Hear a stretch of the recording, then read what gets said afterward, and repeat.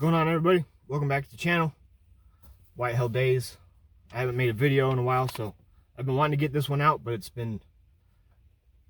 been pretty busy lately doing some stuff, and I just recently moved and trying to work, and my Eclipse that I had broke down for the third time, so that's gone.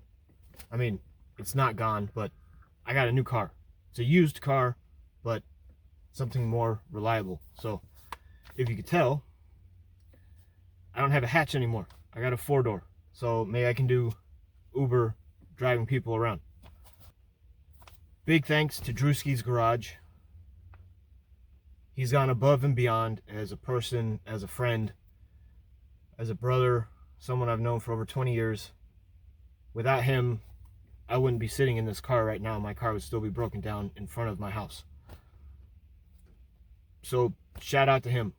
Check out his page. He has a lot of stuff. I'll post a link in the description. It's been a while since he's posted a video, but if you like cars and seeing how things are done and the process of building a custom car, that's what all of his videos are. And he has a few other videos in there too. So shout out to Drewski's Garage. Check him out, please. That would be cool. Anyway, things you should know before you start driving. Emergency fund. You're going to need an emergency fund. You should probably have 2 emergency funds. Probably $2,000. Save up $2,000, but you want to have at least $1,000 specifically for your rideshare. If you're going to be driving for DoorDash, UberEats, Instacart, whatever it is, if you're going to be driving all day, all the time, you're going to need an emergency fund. If something happens to your car, your starter goes out, if you get a flat tire, if you need a tow, you're going to have money specifically for that scenario, whatever it is. So save $1,000. If you already have a couple thousand in the bank, then you're good. But if you don't, you could save up while you're driving. Just keep in mind that if you're driving an older car, which I'm going to talk about in a little bit in this video, the likelihood you're going to break down or something's going to go wrong is much higher, and I'll get into that more later. But just as basic financial advice, you should also have an emergency fund for life, because life will happen just like your car is going to happen if you're driving all the time. Good to have money set aside specifically for those scenarios. So car fund, and then one for your personal life. When you're out there on the road, when you're on these apps, don't chase hotspots. You don't have to chase hotspots. You can be by a grocery store, a restaurant, chilling in a parking lot. If there's a hotspot that lights up 4 miles away, don't drive over to it. Odds are there's 17 other drivers already in that parking lot, and they probably already got that order. Don't worry about it. Use your turn signals. When you decide you want to do one of these jobs and you sign up, you're going to need hot bags, right? You got the red DoorDash hot bag, which I got something. There was a delivery I got, and it just like ripped the foil off the side of my bag when I put it in there. Uber. It's just silver plastic. It's not even foil. The insulation is in the bag itself. I like the Uber Eats bags because you can fit 2 orders side by side. And then if I get a stacked DoorDash, I'll put one order in the Uber Eats bag and the other order in the DoorDash bag, because this bag is tall where the Uber Eats bag is wide. Also with the DoorDash bag, this is free, and you'll get a red card. A physical red card. It's a debit card that you use for shop and pays, which I'll talk about in the next video. The Uber Eats bag, that cost $12.99. Before high inflation, extreme inflation, it was $12.99. I don't know if it went up. And then I got a pizza bag as well. I think this is a 16 inch, or maybe it's a 15 or 14. It'll fit a standard large pizza. I got this on Amazon. But it won't fit the 16-inch pizzas with the box. It won't fit in here. It's not big enough. So it's extremely insulated. So if you get this one, I don't know what the brand name is, some Chinese brand, you know, everything from Amazon. But if you get one like this, there's no ventilation. So leave it halfway open when you're delivering your pizza, because I had like a 6-mile delivery for a pizza one day, and I zipped it all the way up, and all the moisture from the pizza turned into condensation, and it completely soaked the box. Be positive. All right, whatever time you decide to start, if you decide to start at 7 o'clock in the morning, or 11 o'clock in the morning, or 12 o'clock in the afternoon, wake up positive. Wake up motivated. Wake up determined. Set a goal and tell yourself, I'm going to do my best to reach this goal, because you never know what's going to happen with this job. It's completely unreliable and inconsistent. I found that setting a daily goal and trying to reach that goal is better than worrying about, you know, dollar per hour. There's different types of deliveries. The ones you want are leave at door. Those are the quickest, easiest ones. Pick up the order, take it to them, check the customer notes, leave it at their door. If they have a metal gate or a screen door, don't put it right in front of the door. Put it on the side so that they can open that screen or that metal door and pick it up. I've seen delivery drivers leave drinks and things right in front of the damn door.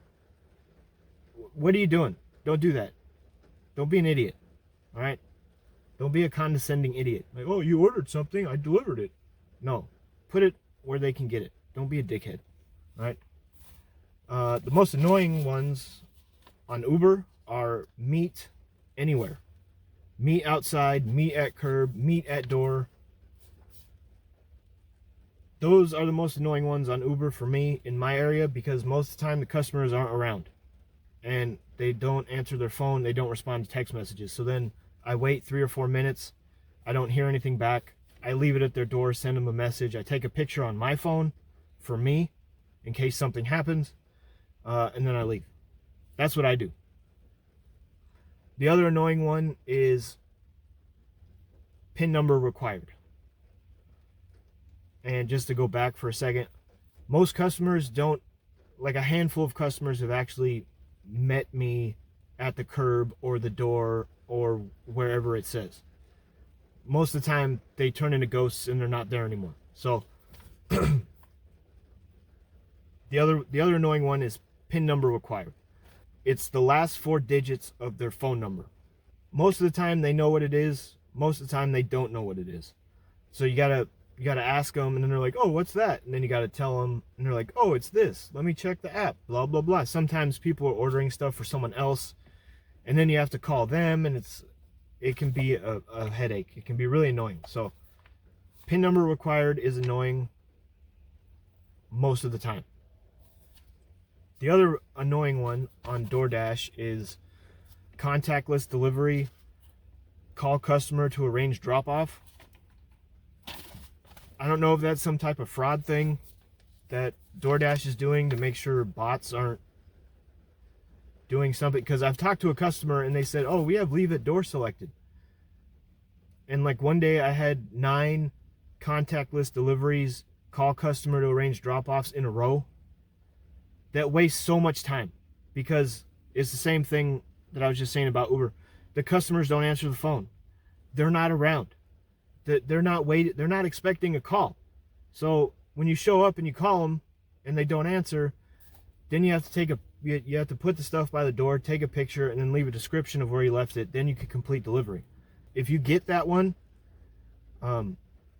hit complete delivery steps, and then like a little menu is going to pop up. Back out, hit the back button a couple times, and then go back in and hit it again. And then once it shows the list, like call customer, take a photo, leave a description. Once it gets to that one, call the customer from that one. Because if you call the customer from the first one, you're going to have to call them again to complete the first step on the actual list of steps. Which I've done that. I've called them from that first one, and then I had to call them again. So then it's more annoying. And then they probably think, like, what the hell does this guy keep calling me for? Car maintenance. Your car is your business. You are 1099 contracted. Your car is your business. Without your car, you are 100% out of work. Do your oil changes on time. Check all your fluids weekly. All right. And if you have any leaks, I would definitely check at least twice a week. Because if you're going to be driving full time, you're going to be driving at least 100 miles a day. All right, so you're going to be going through fluids a lot. So it would be better to have a car that doesn't have any leaks as opposed to driving one that does. Because if you do, you might as well just find a second job or something where you can make extra money, because you're going to be throwing a lot of money away. All right.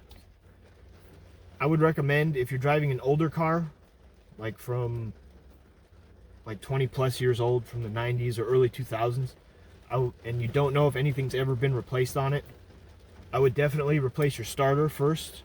Replace the starter, replace your alternator, and get a new battery. I would do those. Also, you gotta check your brakes. Make sure your brakes work. Make sure your tires are good. An overall tune-up on your car, basically, is what you're gonna have to do if you're driving a very old car. Spark plug wires, spark plugs, cap and rotor, your air filter. If you have a fuel filter in your engine bay, replace that. Maybe your fuel pump. This is getting very expensive now. And like I said, your starter, definitely want to replace your starter, because you're going to be turning your car on, turning it off, turning it on, starting your engine, stopping your engine, start so many times throughout the day. That's how my car broke down the first time. Delivery guy, if you're familiar with Delivery Guy, he has 2 cars and they both broke down. He just recently got back to driving after like 2 months, and unfortunately his problem was terminal. So I think in this video he said he had a blown head gasket. All right, so that's part 1 of this video. Thank you for watching. Thanks for being here. Please subscribe. Leave a comment. Maybe I missed something for this video. I'm going to talk about other things in the next video. But leave a comment down below of like a crazy story, something that happened to you. Share some knowledge with people who want to start doing this or are new to doing this. That way we can have a more informed community and more drivers with more knowledge, and try to help other people out as well. Because the more we know, the better off we will be. Check out Drewski's Garage and Delivery Guy. He has a lot of cool videos. He does a lot of deliveries. He has a lot more videos on deliveries than I do. And they're entertaining and they're good. They're very well edited, very well put together videos. Same thing with Drewski's Garage. All the stuff he's doing, his videos are awesome. And like, I didn't know he was that good at doing videos. He's actually really good. So check them out too. I will see you guys next time. And be safe on the road.